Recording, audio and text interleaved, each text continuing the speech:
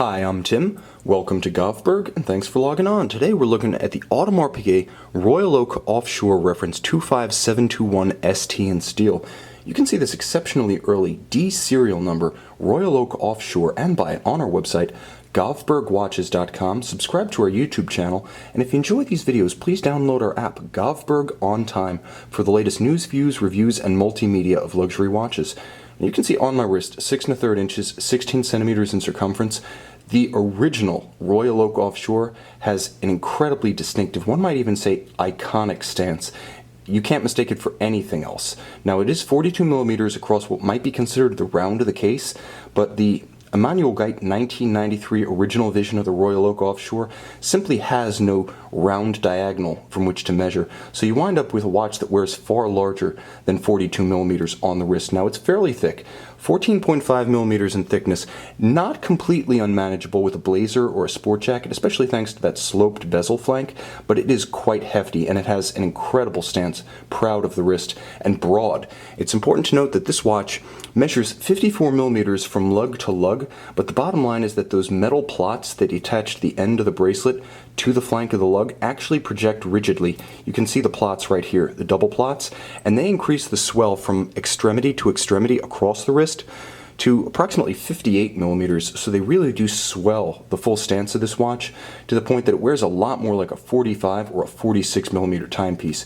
And entirely in steel with an anti-magnetic soft iron inner core and a solid case back, this is a hefty watch on the wrist. It easily eclipses many precious metal timepieces from smaller references and competing manufacturers. Now the bracelet's always been a highlight of the Royal Oak Offshore and the Royal Oak.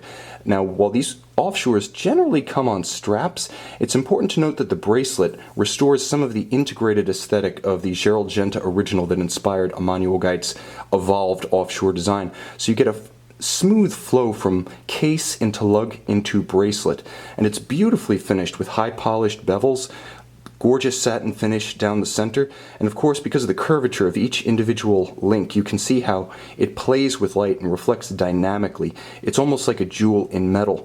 Now this one features, mercifully, the second generation double deployant clasp. The very early watches, approximately 1 to 200, featured a rather cheap and flimsy stamped clasp, and while those are interesting for historical and collector reasons, this is the one you actually want on your wrist. It's also important to note that a big part of the value in any Audemars Piguet Royal Oak or Offshore is in the metalwork.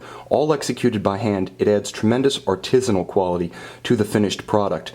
So while there are many oversized sports watches on the market today in the year 2016, very few of them have the artisanal inherent value of a Royal Oak Offshore.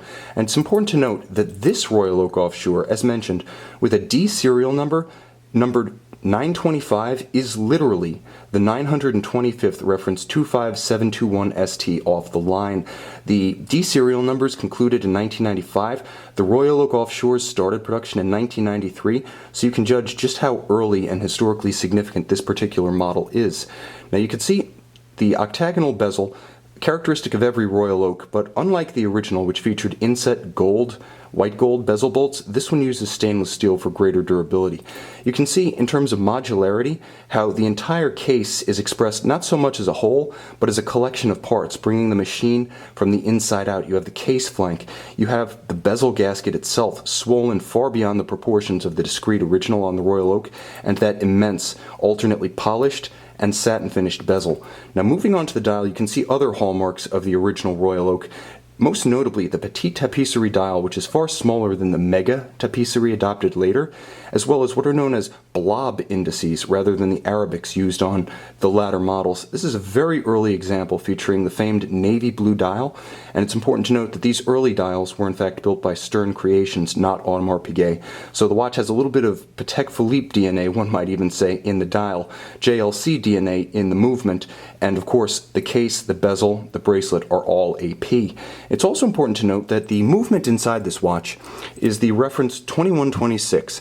54 jewels Bidirectional automatic winding. It's based on a JLC 889 base, so it does feature hacking seconds, it does feature a quick set date, but it also features a Dubois de Praz vertical clutch chronograph module, so you really kind of have the Cadillac of complication modules tied to one of the finest bass movements in the business. And it's worth noting that back in the mid-90s, Audemars Piguet did in fact own 40% of jaeger-lecoultre, so in a lot of ways the movement was actually built under one corporate umbrella. The bottom line is that this is an interesting watch that is not a museum piece. It's not perfect, but it's an excellent survivor. It's one you can wear without any pangs of conscience in summer of 2016, with 100-meter water resistance and, because it still has the JLC-based movement, enough room for the soft iron anti-magnetic cage within the case. This is a hardy watch, ready to hit the beach, hit the pool, or simply soak up the sun this summer. You can see this exceptionally early Audemars Piguet Royal Oak Offshore and buy it on our website, govbergwatches.com.